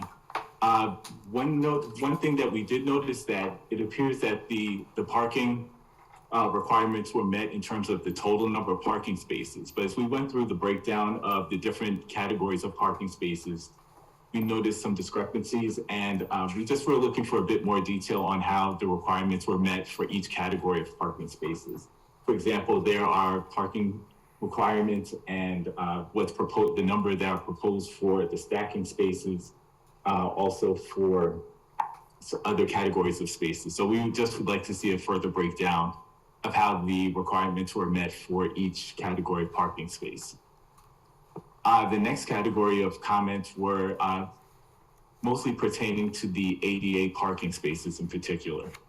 We noticed there was one ADA space located on the north side of the building and another ADA space located on the south side of the building. One thing that we did notice was we did not see a pedestrian connection or any type of pedestrian connection to the actual building itself from the southern ADA parking space. So what we would like to see is just some kind of pedestrian connection, whether it's a marked crosswalk, just to provide a continuous pathway from that ADA space to the building. One recommendation we did have, and again, this may be based on the proposed layout and the functionality of the building, is that ideally it would be preferable to have both ADA spaces side by side. If they were to do that, one benefit would be that the access aisle, which is the striped portion next to the ADA spaces, there could be one access aisle shared by both ADA spaces. So therefore, you would not need two separate access areas. You can just have the two spaces share the one access row. And therefore, you would reduce the surface necessary for an additional access aisle. Also, we did notice a few discrepancies in terms of the signage for the ADA spaces. Those may have been typographical errors, but there was no parking sign, and I believe there was another, I think, handicap parking sign, which I think they were meant to be reversed, but again, that can be looked into, and that should be a pretty easy fix. All right. The next category of comments that we had were regarding the weaving area just after the gates. We noticed that there's 3 lanes, and they all merge into, it appears to be a single lane, either to enter the car wash or to the bypass roadway along the south side of the building. We just recommended some additional pavement marking and striping just to direct drivers to the correct area, just to possibly, and I think the applicant mentioned that there would only be one vehicle passing at any given moment through the gate. So I think that would help to reduce some of the weaving concerns that we had. So that's helpful for us to know. But we feel that it still may benefit from some additional striping, just designating the bypass lane and the actual entrance itself. So that was one recommendation that we had. We also, and I believe the applicant also addressed one of our other concerns regarding the activities that are taking place in the car wash itself. We did have some concerns about possibly detailing or drying after the vehicles have been washed. Where would those vehicles queue up? Where would the auto detailing take place? But it appears that would not be the case. So it's only a wash operation only. So I think that addresses our comment regarding any concerns about possible queuing or parking along the roadways for additional services. Our next category of comments were regarding signage. We did notice a few of the signs appear to be located either in incorrect positions. There were a couple of signs regarding that were designated as parking areas, but they were near the actual site exit. So again, that may have been a typographical error. We also recommended the placement of a stop sign at the site exit also. As of right now, we did not see any yield signs or any stop signs on the site plan, so we had that recommendation as well. And I believe there was also another one-way sign that may have been incorrectly placed on the site plan. So we would just ask that the applicant review the site plan signage and the placement of the signs. And again, these just may have been typographical errors. All right. And as was mentioned earlier, we did have some concerns regarding the turning movement analyses for any potential large vehicles that may traverse the site. Primarily, we're concerned about fire vehicles, the largest fire vehicle. You know that there was a WB-40 analyzed as part of that analysis, but if there are any more specifics in terms of the actual truck that would traverse the site, perhaps a template for the local fire department, if they actually know what models available, that would be fine as well. And also, I think this question was also raised earlier. We were just concerned about what other large vehicles may actually traverse the site, but it's already been mentioned that FedEx panel van would likely be the largest size vehicle. So I think that's been addressed as well. Yep. And then our final comment also was just the general nature of the traffic that's anticipated on the site in terms of volumes and what categories of vehicles. But again, I think these comments have been raised earlier as well. And I believe that those were most of the comments we've had. And it sounds like they've overlapped with some of the other reviews that have taken place as well from the other disciplines. All right, thanks, Alex, and they have your letter to look at as well. Great. And it might be a good idea, like you said, to do some pavement striping to just clarify where people go. All right, I did want to ask the applicant also, what's the parking on the south side of the building? Was that anticipated just for employees? Is that what that is? That's correct, yes. All right, let's go around the board for comments, and we'll start with Nicole. What are your operation hours for this location? 8 to 7, 8 a.m. to 7 p.m. Till 7 p.m. Okay. Would you possibly think about cutting the vacuum number in half? No. Okay. The only reason why I say that is because you're pretty close to houses right there. And on that same note, I've talked to a couple of the neighbors in that area. That building has been vandalized recently, and squatters have been hanging out there. So I don't know how well the building is secured, if everything's locked up tight or not, but you just might want to take a look at that. I think that's really all that I had for tonight. To address the noise issue. Sure. If it was 4 vacuums or 22 vacuums, it's the only one motor that runs. And we run our system through Vacutech that has an extra big silencer on it, and it is no louder than a household vacuum cleaner. We also have some YouTube videos that I've personally done myself for other planning board meetings with a decibel reader that shows how loud they are.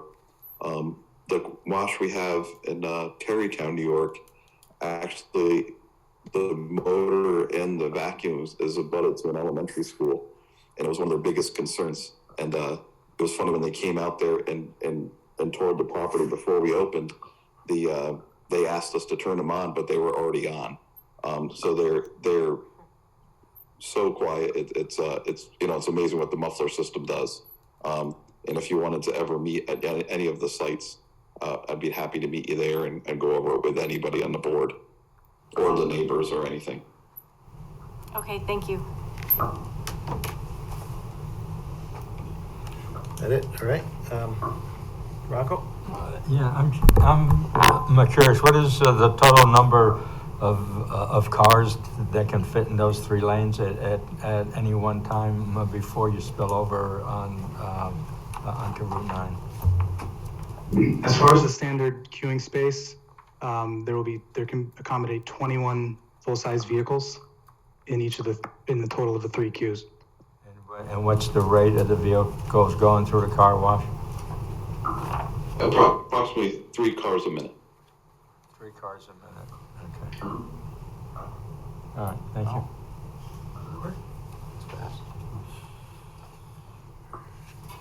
All right. I have no questions at this time. Thank you. Steve? Yeah, when you exit the vacuum stations, there's that west side exit to go out. Is there signage or anything there to warn people that they have people coming through the gate so there's not a traffic buildup right in that area? That is signage that we can add to the site plan, and consistent with the other signage coordination items that were raised this evening. So that's something that can be incorporated. Currently, there is a no right turn sign at that location. All right. Anything else, Steve? Nothing else, thank you. All right. Ben? Although there's 3 access lanes, only 2 of them are for queuing for the wash, right? One is just the bypass lane. No, all three are for the wash. Well, what if somebody wants to just vacuum their car and there's somebody in front of us gonna wash the car? They gotta wait because they gotta go all the way around past the car wash? You would have to wash your car to get into the free vacuum area. You do? You're gonna have an air pump there for tires at all, or? No? No, sir. Okay. Okay. So it's a free vacuum area, it's not something you pay? No, it's for free vacuums for the car wash customers only. Okay, that explains it. That answers that. You can't just come in and use a vacuum. Because I had that question as well, how you circulate in there to do that. Peter? Just want to make sure I heard you correctly. The 3 cars per minute, in other words, 20 seconds per car? Yes, sir. Fast. Well, up to three cars in the wash tunnel at a time, correct? No, we can process 3 cars a minute. In the actual tunnel, the tunnel's 140 foot long, so, you can have 4 or 5 cars in the tunnel, but 3 cars a minute we can wash. The impervious surface that you're eliminating, is that the arch on the southeast corner? In other words, running from Southgate Drive up to Route 9? It's part of it, yes. So by closing that curb cut on Southgate Drive, you are eliminating a significant portion of impervious surface between the right-of-way and the interior of the site. There's further reductions achieved by the central island that separates the queuing lanes from the vacuum stations, in addition to some perimeter landscape buffers that we're able to increase. What are you going to replace the impervious surface with? We have prepared, and this may be an opportunity to share my screen again, a fairly robust planting plan. That's okay, you don't have to show Okay, that. so we have a planting plan. We heard from staff during our pre-application meeting that screening the facility from the Southgate Drive vehicles and pedestrians traveling there was an important component, and we wanted to achieve that and provide that, so we did. My other question is the queuing, in your experience, from the exit of the car wash to the exit onto Route 9, how many cars are in that queue typically? You're saying that the exit of cars to get onto Route 9, you're saying? Yeah, the exit from the car wash, you turn north up to the exit onto Route 9. In your experience, how many cars are generally in that queue? Maybe 3. I mean, if the traffic light is backed up, but they're all going to turn right once the light turns green. And You possibly could send 3 cars a minute out of that car wash. I just want to I'm not going to do the math now, but I think that math has got to get done. Was there a reason for eliminating the curb cut onto Southgate Drive? We want to get it down to 1, and we want to only have cars go. We don't want people coming into the car wash to vacuum, just to vacuum. We want them to go through the queuing lanes. Okay, thank you. Great, thanks, Peter. And my comments, as Nicole mentioned, there's, houses very close here that you're going to need a variance for, setback there as well. And so lighting, I don't know what you're planning for lighting yet, but the town wanted to keep to 3,000 Kelvin temperature for lighting, and have cutoff for glare and such like that. And it sounds like you're looking at the noise issue. I was curious you're rebuilding that retaining wall there along Southgate. How high does that wall have to be then, do you know? So at the corner of Southgate Drive, and then as the property line turns north, the highest is approximately 5 feet. So it will taper down as you travel east along Southgate Drive. It'll ultimately meet grade at the end of the parking spaces there. I guess one reason I'm asking is, the height of the trash versus that, and how visible is the trash from those neighbors across the street? And well, part of the site plan that works to that advantage, Mr. Chairman, is the intersection of Southgate Drive and Oriole Drive is approximately 10 feet higher than the entrance area of the car wash building. Okay. So immediately out of the gate, you're approaching that intersection of Southgate Drive. You're looking at a wall landscaping. The building is set 10 feet below. Now it does get revealed a little more as you travel towards Route 9, but the screening is accomplished by the grading initially. Yeah, that's why we asked for, plenty of landscaping and stuff in that way to help with lighting and noise and visibility of the operation as well. All right? That's all I have for now. Except I would recommend, as Kristen had said, to go to the ZBA for feedback as soon as you can, because you don't want to spend a lot of money and go too far if they say no. So, yeah, you can't get a determination from them, but you can get a recommendation that what they feel them out. I mean, there had been some car wash on the site before, but not as big of an operation. Yep. Yeah, lead agency. I think so.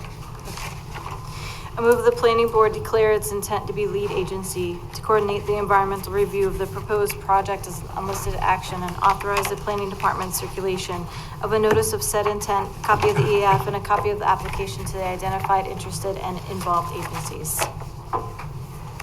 Second. Moved and seconded. Call to question. All those in favor? Aye. Opposed?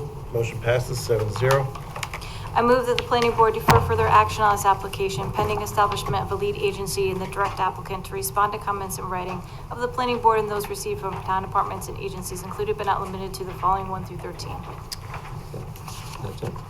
Second. Moved and seconded. Call to question. All those in favor? Aye. Opposed? Motion passes 7-0. All right, good luck, and we'll see you back here next time you come in. Thank you. Thank you. Have a great night, guys. Take care. Next up is Casper Hill South Road Development. While they're coming down, we'd say we're gonna do a 5-minute break here. Oh, we're gonna take a quick 5, all right, quick 5-minute break. But Casper Hill South Road is up next.